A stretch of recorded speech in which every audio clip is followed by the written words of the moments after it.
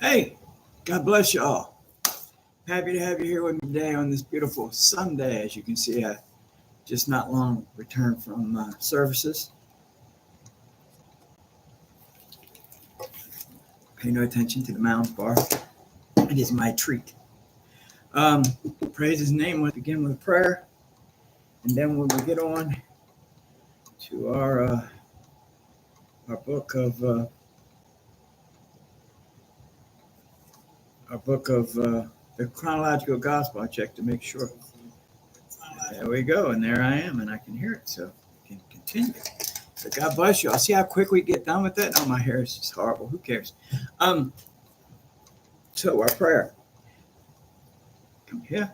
Father God, King of heaven, creator of all things, I beg of you, let your words be my words. Let your thoughts come from my mouth. Let the words of this book reach those who it needs to reach, and let that help them to come closer to you, Father. I pray these things in the name of your Son, Yeshua. Thank you. Thank you for everything. Hallelujah. Glory. Hallelujah. So, here we go. We're at number 9, and we're still in part 1, the origin, birth, and childhood of Yeshua and Yochanan. The chronological gospel, the life and 70-week ministry, it's starting to look rough, boy, of the Messiah. I'm going to start leaving it down here. I got another copy that I can carry around with me. I'm going to start leaving this here. It's starting to look a bit more. Anyway, it's already about 15 years old, or I don't know how old.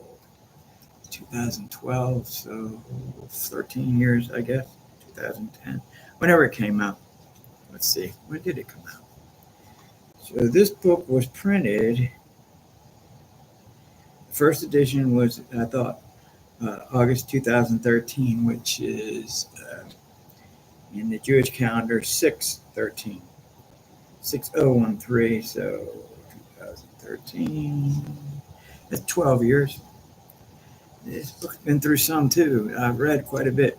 So I've had many copies of it. That's neither here nor there. So let's go. The Brit Milah of Yochanan. The circumcision and naming of Yochanan ben Zcharyah HaKohen, the priest. On the 22nd day of the first month of 3998, Monday, April the 8th, 3 BCE. Yeah. Order of the verses are altered. Insert Zechariah's prophecy chronological. I don't know what that means, but we're going to read them. And it came to pass on the 8th day after his birth that they came to circumcise the child. When they called him Zechariah after the name of his father, his mother said, "No, he shall be called Yochanan." But they said to her, "None of your relatives are called by that name." So they made signs to Zechariah asking him, because they didn't listen to the woman, asking him what he would name his son. He motioned for the writing slate and wrote, "His name is Yochanan." And the people all marveled when Zechariah's mouth was immediately opened, and he spoke for the first time in over 9 months, and praised Yod-Heh-Vav-Heh, and overflowing with the Rosh Kadesh, Zechariah prophesied.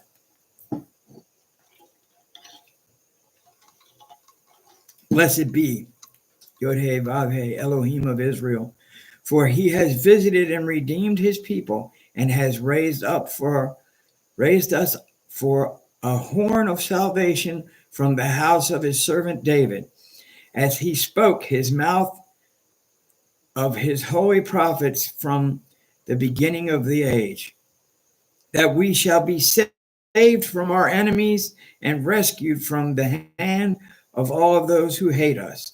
He has performed this mercy, the mercy he promised to our fathers, and has remembered his holy covenant, the oath which he swore to our father Abraham, that he would grant us deliverance out of the hand of our enemies, that we might serve him without fear and stand before him in holiness and live in righteousness all the days of our lives. And you, little child, will be called the prophet of the Most High, for you will go before the face of Yod-Heh-Vav-Heh and prepare his way. You will give the knowledge of salvation to the people through the forgiveness of their sins, through the tender mercy of our Elohim, whereby the rising sun from heaven has visited us to give light to those who sit in the darkness and under the shadow of death, and to guide our feet into the way of peace. Beautiful. Now, when these things were enthusiastically reported throughout all of the hill country of Judea, it's written really weird, and a great reverence and respect came upon all those who dwelt there. Those who heard these words pondered them in their hearts and said, what will become of this little child? And the hand of Yod-Heh-Vav-Heh was with him. Okay, then it explains. The day spring, King James Version, is figurative of the rising sun and is also referred to as the day star, or literally the sun, S-U-N. The prophet Malachi stated, the S-U-N of righteousness shall arise with healing in his wings. The word wings is K-Nephim in Hebrew, a vertical appendage, or the tzitzi on the four corners of the talit, the woven one-piece garment worn by the halak.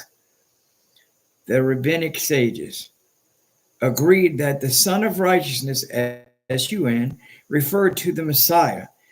And just as the sun was created on the fourth day, it was fervently expected that the Messiah would appear on the fourth day, or in the fourth millennium. Wow! I love when that happens. Boom, there it is. Boom, another thing just boom, pops out. The fourth day, 4,000, fourth year. Amazing. And it's right there, right at the beginning of the fourth century. Unbelievable. Fourth millennium, in retrospect, we see the realization of the messianic prophecy and the accuracy of the sages' expectation. Yeshua was born at the end of the fourth millennium, in the year 3998 from creation, 2.5 years before the beginning of the fifth millennium. The rabbis, however, having rejected the true Messiah, who actually did heal all those who took hold of the wings of his talent, instead posthumously awarded the Messiah title to King Hezekiah, who was born in the fourth millennium. Well, not good. So, number 10, summary. Yochanan ben Zcharyah's first 27 years. Hunted by Herod, orphaned in the wilderness, led by Rosh Kadesh, Luke's first summary statement. The little boy grew and was made strong in the spirit. He lived in the wilderness until the day he was presented to Israel. Well, that was a quick little summary there. So, number 11, the genealogy of Yeshua. I like how it explains in order the things. It doesn't matter whether it's a lot or a little. It's in order. I mean, it's chronological, so we can follow it. 11, the genealogy of Yeshua. I'm sure this is going to be long. From the royal line of King David through Miriam's father, Yosef ben Yaakov. Okay, this is his lineage through Mary or Miriam. The genealogy of Yeshua through his earthly parent Miriam is detailed in Matthew's account of the origin of the king from heaven. The Messiah must be born from the lineage of King David, Jeremiah 23:5. Though translations derived from Greek texts of Matthew confuse the genealogy, the ancient Hebrew text of Matthew's gospel, from which the Aramaic and later Greek were translated, clearly details Miriam's lineage through her father, Yosef ben Yaakov, through the kingly line of David through Solomon. Luke's gospel, on the other hand, details the lineage of Miriam's husband, Yosef ben Eli, and David's son Nathan. Luke's lineage is inserted directly after Matthew's genealogy for comparison. It is clear that the Yosef ben Yaakov mentioned in Matthew 1:16 and Yosef ben Eli cited in Luke 3:23, which is the Yosef who is Miriam's husband in Matthew 1:19, are two different men in two distinct genealogical lines back to David. Yet they both bear a very common Israelite name. A woman marrying a man with the same first name as her father is very common in every culture. This led a careless translator to make a profound error. All right, here we go.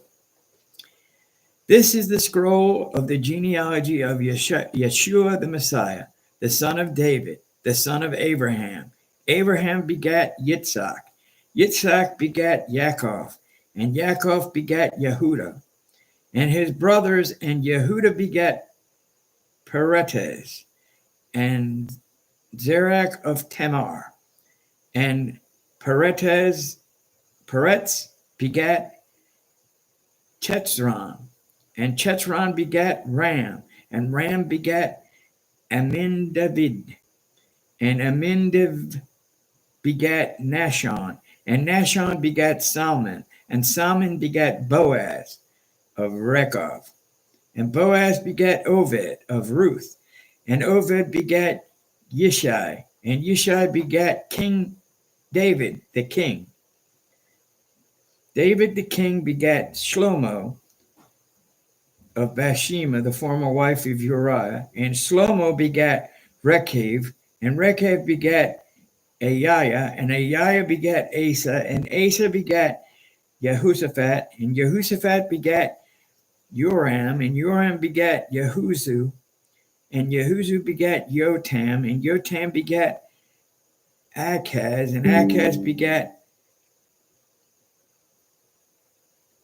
Hezekiah, I'm having some trouble with this, begat Manash, and Manash begat Ammon, and Ammon begat Yoshemahu, and Yoshemahu begat Yechan, Yahu, and his brothers about the time they were being exiled to Babylon. After they were exiled to Babylon, Yahu begat Shealtiel, Shealtiel begat Zerubbabel, Zerubbabel begat Abihud, Abihud begat Eliakim, and Eliakim begat Azar, Azar begat Tizdak, Tizdak begat Yakin, and Yakin begat Elihud. Elihud begat Elizra, Elizra begat Mantan, and Mantan begat Yaakov. Yaakov begat Yosef, the father of Miriam, who was born Yeshua, who is called Messiah. So of all the generations of Abraham to David are 14 generations, and from David and the exile of Babylon are 14 generations, and the exile into Babylon unto the Messiah are 14 generations. 14, 14, 14. There you go. There's a reason. So, the Peshitta Aramaic texts of Matthew 1:16, which are translated from latter Greek text, indicates that Miriam's Jevra, mighty man, was named Yosef, and Matthew 1:19 specifies that Miriam's Bala, husband, was also named Yosef. Yosef is a very common name in Israel. Miriam's husband, Yosef, had 3 grandfathers with the same name. This undoubtedly led to translators to make a mistake in familiarity, thinking that the 2 Yosefs of verses 16 and 19 were one and the same. The Greek translators chose to render both Aramaic words Gerva and Balal as Greek word aner, which simply means a person of full age. The English translators then chose to translate the singular Greek word aner as husband. This created a fatal mathematical error in the Greek and English texts because it left only 13 generations from the carrying away into Babylon until Messiah. While the text itself states there are to be 14 generations listed, in Aramaic, Zcharyah technically means mighty man and is commonly used to refer to the elder patriarch of the family, but it can refer to the husband if he is the oldest male of the household. Both the immediate and greater context of Matthew 1:16 demand that Zcharyah be translated as Joseph, the father of Miriam, for the following reasons. Interesting. Hold on. I need a little energy boost. Talk amongst yourself. There's nobody there right now. Go. Right. The genealogy of Miriam's husband, Joseph ben Eli, Yeshua's supposed father, is clearly stated and detailed by Luke.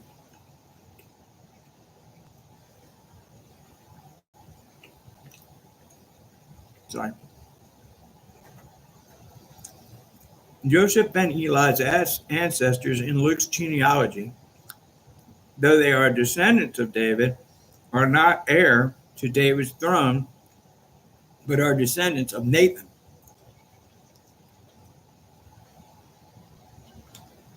Miriam's husband, Joseph ben Eli, is not related to Yeshua except as a distant Davidic relative of his mother. Joseph is only Yeshua's stepfather and legal guardian. Miriam is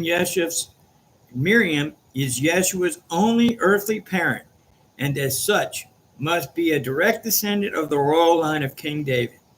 The Gospel of Matthew, which depicts Messiah as king, documents Yeshua's genealogy claim to the throne of David, whereas the Gospel of Luke, which depicts Messiah as the Son of Man, records his supposed lineage as Joseph ben Eli's supposed illegitimate son.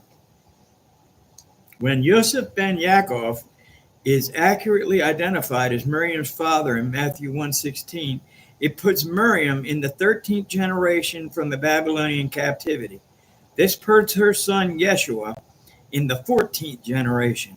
The Greek text reports that Yeshua is the 14th generation, but it did not correctly identify Yosef ben Yaakov as the father, as opposed to the husband of Miriam. Even a novice can readily see that the Greek genealogy of Yeshua and the subsequent translations are in obvious error because they do not add up to 14 generations. There is only one ancient biblical source that maintains the correct lineage of Yeshua through his mother to King David, and that is the ancient Hebrew Matthew that has been preserved in the Jewish archives. As of Yom Kippur 2012, 28 separate manuscripts of the ancient original language Hebrew have been discovered, 14 of them by Karaite scholar Nehemiah Gordon, who discovered two texts cited below in two of the oldest manuscripts of the ancient Hebrew Matthew, copied into the appendix of the Shem Tov Ibn Bakhan. We have the accurate lineage of Yeshua that shows his direct ancestral path to the throne of David, Yosef, Avi, Miriam. Yosef, the father of Miriam, who was born Yeshua, the words Yosef, Avi, Miriam are highlighted in these two manuscript photographs. Oh, I'm going to show you. There's a picture of the actual, of the Hebrew, the documents, the Hebrew versions of Matthew. Here, let me put that up for you here so you can see it. There it is in Hebrew. Interesting that they would put not make that available for everybody, isn't it? It's almost like they don't want anybody to know who Messiah is.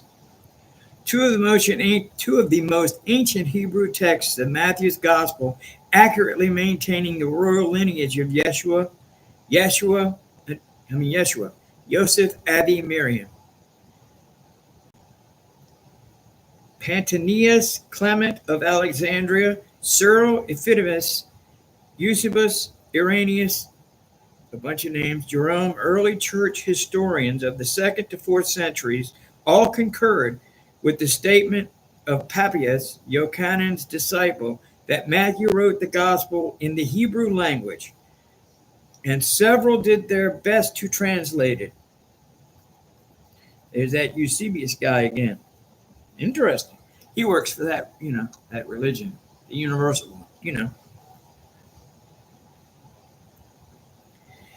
It is apparent that the Greek version of the book of Matthew was not translated from Hebrew original, but from secondary Aramaic manuscripts, because words and phrases in the Tanakh appear in Matthew are not derived from the Septuagint, the Greek translation of the Hebrew scriptures, but are evident translations or paraphrases from the Aramaic version of Matthew's Gospel. And most of the indecipherable constructions in Greek text are simple Hebrew figures of speech that could not be accurately reflected by the Greek language or culture. It must be noted that not every generation is listed in Matthew's genealogy, but all of those that are listed are numbered. The genealogical line is intact, even though the names of 3 successive kings are missing from the listing. This can easily be verified by comparing Matthew's list with the Chronicle of Kings of Judah. The 3 names were deliberately omitted from the record so that the 3 sections would add up to 14. Matthew's numeration is designed to build a Masurah, a mathematical fence around the genealogy of the Messiah to protect it for future generations. This device is also used in the Tanakh in Zcharyah 1:1. Zcharyah is listed as the son of Barachiah and the son of Iddo the prophet, but in Ezra 5:1 and 6:14, Zechariah is listed as the son of Iddo, completely omitting the generation of the father, Bezariah. So here on this other page, I'm going to show you this. They have a comparison of the lineage of Luke's account and of actually Matthew's account. So you can see. I'll put that up so you can freeze it if you have to. That way you can read it if you want, if you wish to. I'm not going to go through all those names. A lot of names. I already went through them, I think. So anyway, onward and upward. We're going to just do this next part here, which is an insert, which is the genealogy of Miriam's husband. And then I think that'll be it for today. The genealogy of Yosef ben Eli, Miriam's husband and Yeshua's stepfather through David, son of Nathan, is inserted into the chronological Gospels at this point for a side-by-side comparison with the genealogy of Miriam's father, Yosef ben Yaakov. It is repeated in the original location after the Mikhev of Yeshua, when a bat kol, a voice from heaven, witnessed that he was the son of Elohim and not the illegitimate child of Yosef ben Eli, Miriam's husband, as was supposed by the general public. But they knew who he was. Yeshua commenced his ministry having not yet reached his 30th year of age, being as a generally supposed the son of Joseph, who was the son of Eli, who was the son of Matat, who was the son of Levi, who was the son of Malki, who was the son of Yanan, who was the son of Joseph, who was the son of Matthew, who was the son of Amatz, who was the son of Nachum, who was the son of Chelsea, who was the son of Nagai, who was the son of Makat, who was the son of Mattiu, who was the son of Shimei, who was the son of Joseph, who was the son of Yoda, Yodah, interesting, who was the son of Yochanan, who was the son of Rishi, who was the son of Zerubbabel, who was the son of Shalitel, who was the son of Neri, who was the son of Malachi, who was the son of Hahidi, who was the son of Kozam, who was the son of Elimodan, who was the son of Erher, who was the son of Yeshua, who was the son of Eliezer, who was the son of Joram, who was the son of Matat, who was the son of Levi, who was the son of Shimon, who was the son of Yehuda, who was the son of Joseph, who was the son of Yonan, who was the son of Elikim, who was the son of Malach, who was the son of Manah, who was the son of Mattah, who was the son of Nathan, who was the son of David, who was the son of Yeshua, who was the son of Oved, who was the son of Boaz, who was the son of Salmon, who was the son of Nakashon, who was the son of Amivadev, who was the son of Ram, who was the son of Chetzeron, who was the son of Peretz, who was the son of Yehuda, who was the son of Yaakov, who was the son of Yitzhak, who was the son of Abraham, who was the son of Tarak, who was the son of Nakor, who was the son of Esrog, who was the son of Rahu, who was the son of Peleg, who was the son of Epher, who was the son of Shelach, who was the son of Canaan, who was the son of Arpachshad, who was the son of Shem, who was the son of Noach, who was the son of Lamech, who was the son of Metzudal, I don't know that one, Metushelaach, who was the son of Kanak, who was the son of Yered, who was the son of Mahaladad, who was the son of Canaan, who was the son of Enosh, who was the son of Shet, who was the son of Adam, who was the son of Elohim. That begets that begets that begets that. So, yeah, these keep going. There's quite a ways. We get up to, we're still a long ways, the origin of birth till we get there. We have many pages. So we're gonna call it quits there because my voice is starting to fry a bit, and I want to do a little bit every day for everyone. So God bless y'all. I'm glad you joined me for this trip today. It's about 30 minutes in. I usually don't like to go much longer than that. So I'm sorry I had to munch on the mounds in front of you. That probably makes you hungry. I'm going to go take a rest with my kitty, and then I got dinner to make. So God bless y'all. May the Lord watch over and keep you. May you be safe where you are. May you find the Lord if you haven't yet. Please. Because all I can tell you is the blessing of his love is just so amazing and wonderful. And I can tell you, but it's not the same. Oh, I want to share one thing before we go.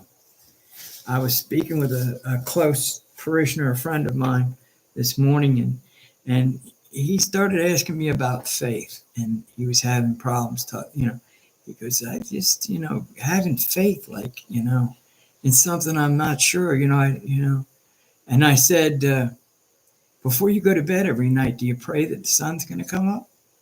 He said, no, I don't do that. I said, do you pray that you'll be able to breathe and that you'll wake up? Do you do that? No. You just have faith those things are going to happen, right? And hit him just like that. We have faith in a great many things. We have blind faith in a great many things. Why can't we have it in him? Because somebody's told you he's not real. And I wonder who that was. Anyway, I would have told you that at a certain time, so I'm not chastising anybody. Everybody's wrong till they're not. Everybody's a liar till they're not. Everybody is living in sin till they're not. God bless you. I'm not judging. I'm just loving. Leave the judging to Jesus. Yeshua. God bless you all. I love you. We'll see you again real soon.